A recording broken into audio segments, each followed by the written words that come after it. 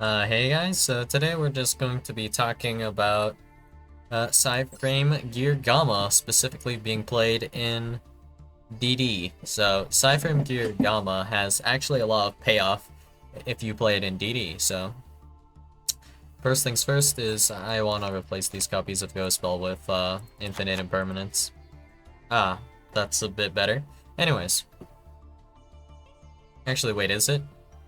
Hmm, now that I think about it, I might need my unless I do that combo that I don't like. The one that pops Orthros. I won't have enough room for all of this back row. Damn. Well, we'll cross that bridge when it comes to it, I guess. But anyways. Now, with DD and Cypher Gear Gamma, you have a lot of ways to bait out uh, either a Maxi or an Ash Blossom and Joe Spring. So, if I activate Dark Contract with the Gate, you would Ash this 100% of the time because you can't Ash me like in a way that significantly matters after I use Gilgamesh. And of course you cannot Ash Gilgamesh. Gilgamesh places my cards into my Pendulum Zone, so you want to stop me from getting into Gilgamesh in any way possible. So when I activate that contract with the gate, you will Ash this like 100% of the time. And every single time I have Gamma in my hand, I will take this Ash, and I will get two bodies. Cyframe Gear Gamma and Driver. And then I will make Cyframe Lord Omega, and then I will banish Omega and a card from your hand, and you go -2 before I even make my play. So that's one way. Here's another. We will activate Swirl Slime, and when we activate Swirl Slime, boom, Maxi. And we can sometimes tank Ash Blossom and Joy Springs. So if we resolve just the Swirl Slime, I already have likely a Gilgamesh line available to do. So anyways, actually, no, you don't have anything to Ash actually, because we're going to make Baron, like if we're doing the Swirl Slime line, right? And then we'll follow up with like a Gamma if you go ahead and try to Maxi there. I will Gamma, and then that will allow me to summon the Driver to make Omega, and then your Maxi makes you go -2. And of course this also does stop the Maxi from resolving on me, which is great. Amazing even. I do want to change the ratios for this list later in future though. I don't really care too much about accommodating like 40 cards, but whatever.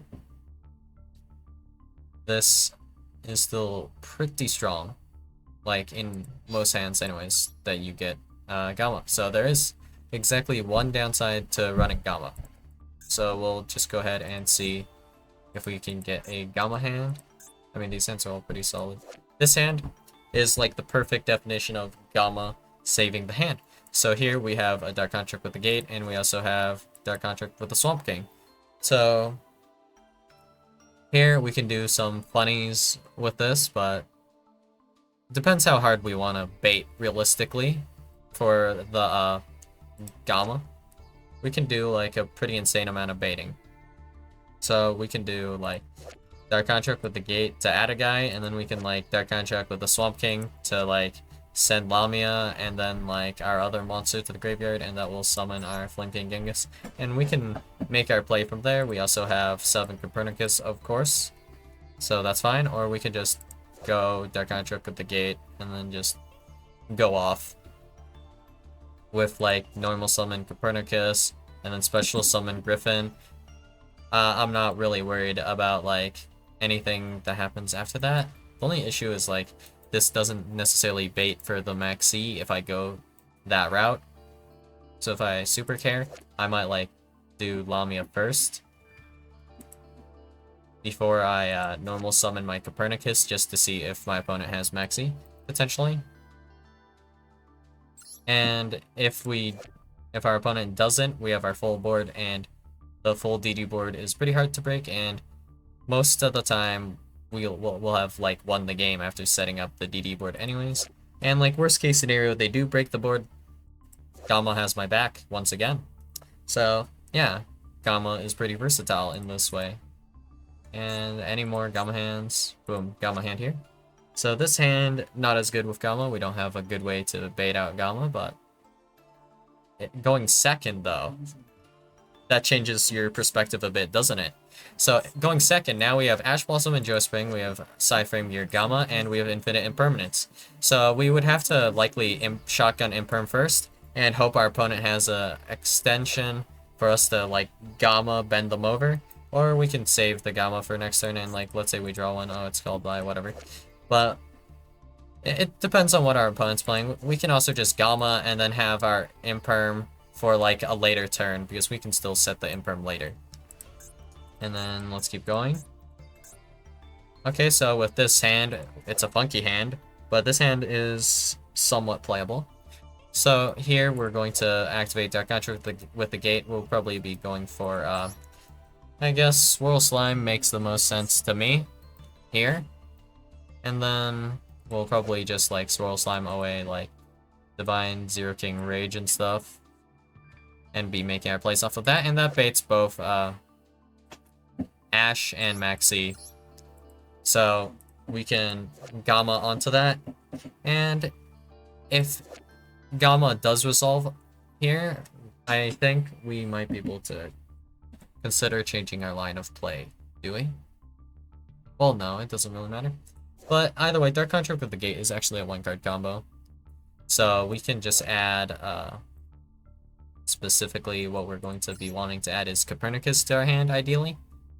But, like, if we want to really bait out Maxi, that's not what we would do. It really depends. But, like, normal summon Copernicus, and then we can grab, like, Lamia, and then we will send Dark Contract with the Gate. And then since we already opened DDD Oblivion King Abyss Ragnarok, what we can do is we can scale, like, Griffin alongside, let's say, Orthros, because I like Orthros, why not, right?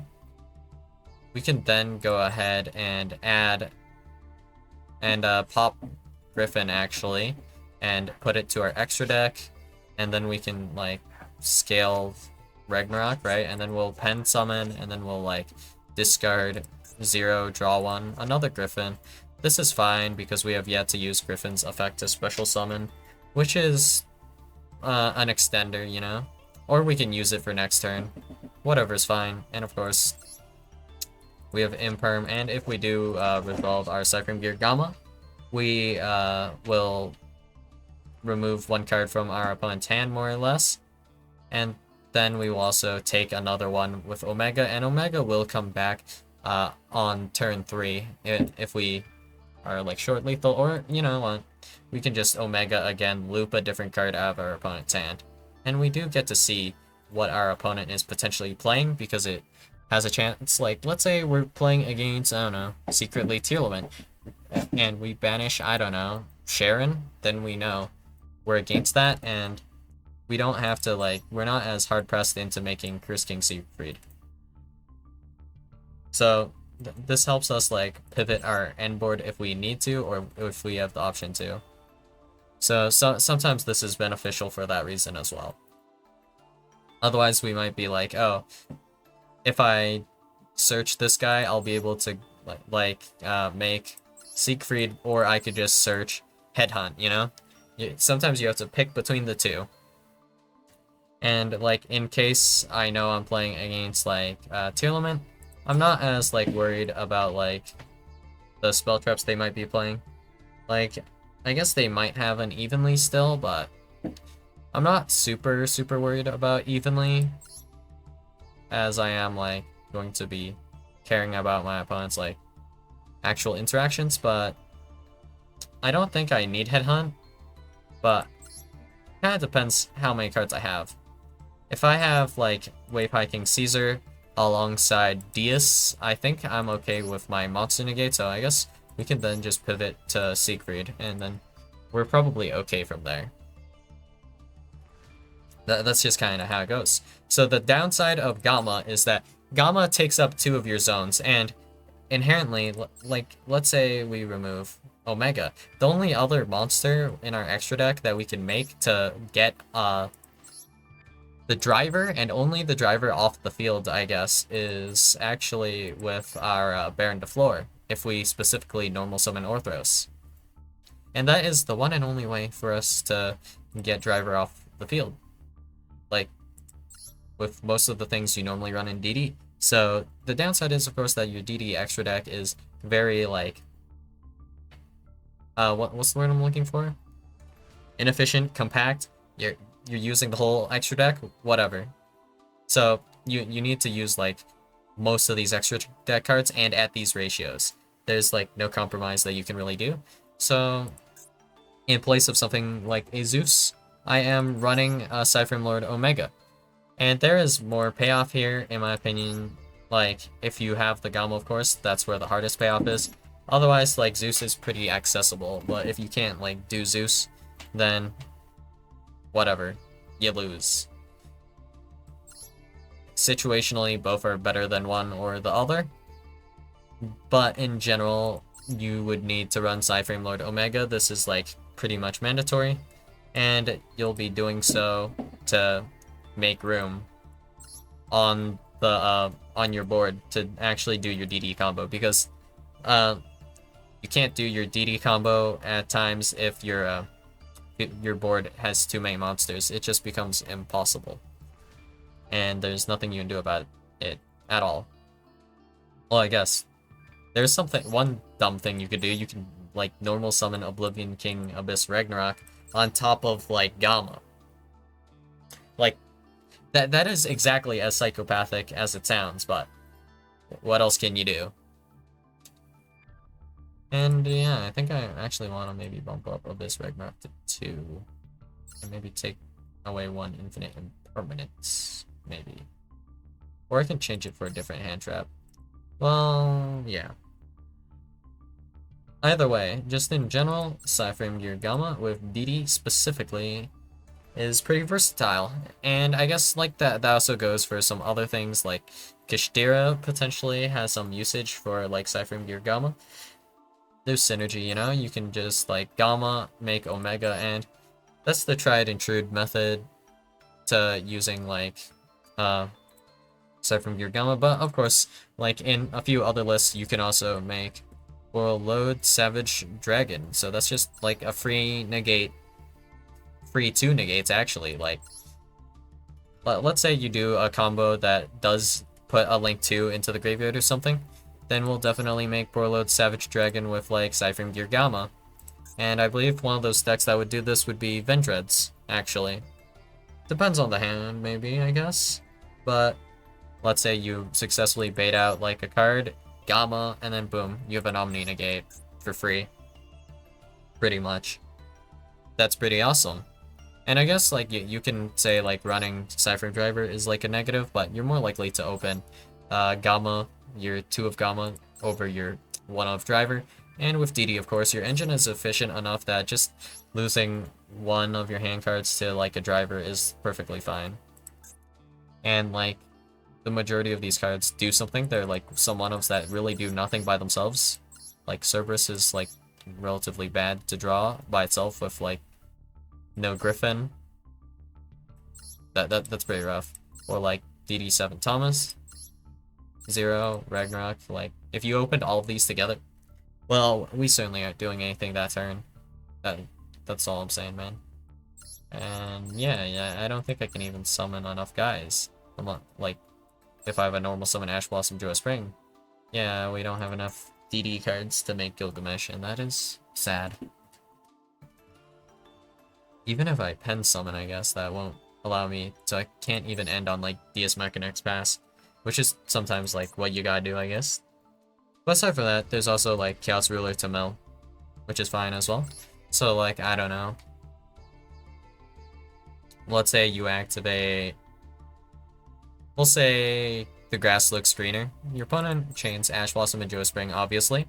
Then you, of course, chain Cypher Gear Gamma to Ash, why would you not? And then, boom, grass resolves. You resolve Chaos Ruler, you mill, like, I don't know, probably 24 cards, because I'm assuming you're summoning the driver from your deck.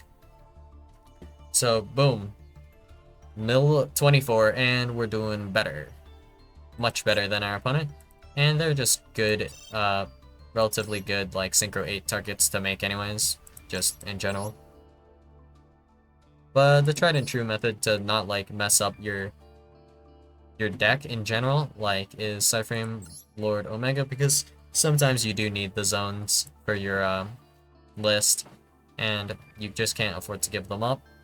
So you just go Cyframe Lord Omega. Like, this would apply to, for example, Time Thief or Kashtira, with, like, Time Thief Regulator. Like, you require no monsters on field aside from Regulator, I guess, right? Yeah, if you control no other monsters, you contribute this card, special summon 2 Time Thief monsters with different names from your deck in defense position, except for Time Thief Regulator. So, yeah, that goes pretty hard. And, yep, that's all we got for you guys today, and I'll see you guys in the next video. Bye.